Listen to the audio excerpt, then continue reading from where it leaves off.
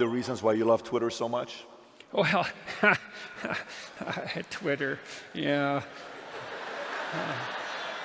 I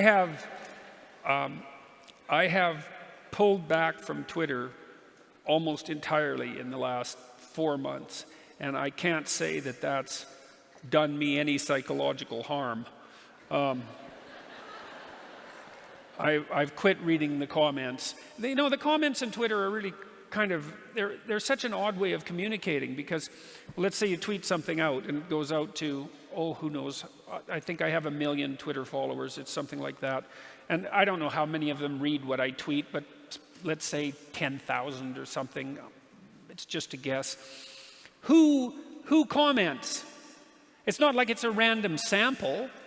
Like if I just pointed to 50 people in the audience randomly and asked for an opinion about something, I'd kind of get a good sample of what the audience thought. But if I said, okay, who had an absolutely dreadful morning and is just as bitchy as can possibly be imagined? Okay, so why don't all you people stand up, okay? And then I'll ask the most miserable of you for your opinion. That's kind of what Twitter's like.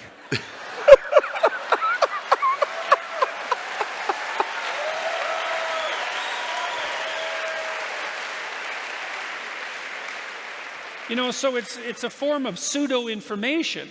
It's like you're communicating with people, and you respond to it like you're communicating with people because, well, you're accustomed to communicating with people, and so that's how you respond. But you don't know what the hell's going on with the person who's commenting. You don't know if they are even real, if they're hiding behind some false pseudonym, or if they're trolling, or like I said, if they just had an absolutely miserable day and need to, throw a dart at someone to alleviate some of their stress.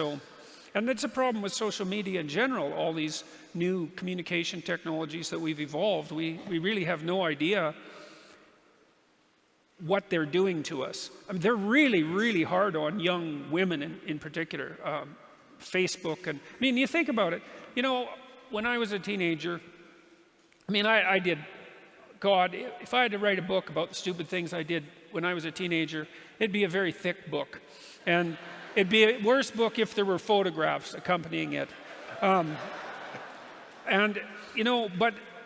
I had this advantage that young people today don't have, which was, well, when my day of stupidity was over, I could go home and it was not there. Like it wasn't on Twitter, it wasn't on Facebook. There wasn't 20 of my friends communicating to me about, what foolish thing I did at the party the night before. And young people now, they're just followed by paparazzi, essentially, constantly. And I've watched that with the young teenage daughters of many of my friends, because my kids were a little too old for that to actually have happened to them. But God, it's miserable. And we know that there is some relationship between the amount of time people use Facebook, for example, and their mental health, which means the more they use Facebook, the more depressed they are.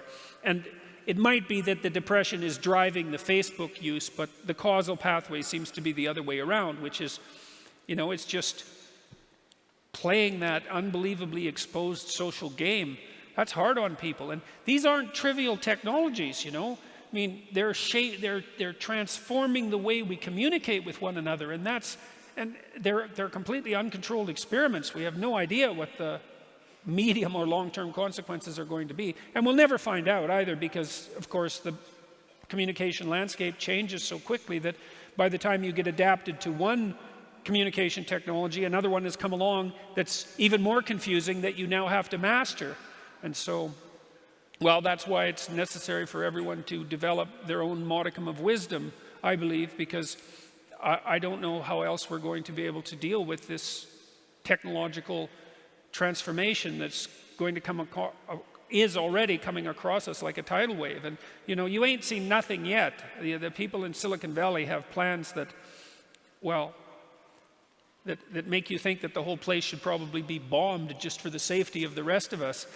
Because there's tremendous danger in that rapid acceleration of machine intelligence, and we have absolutely no idea where that's headed.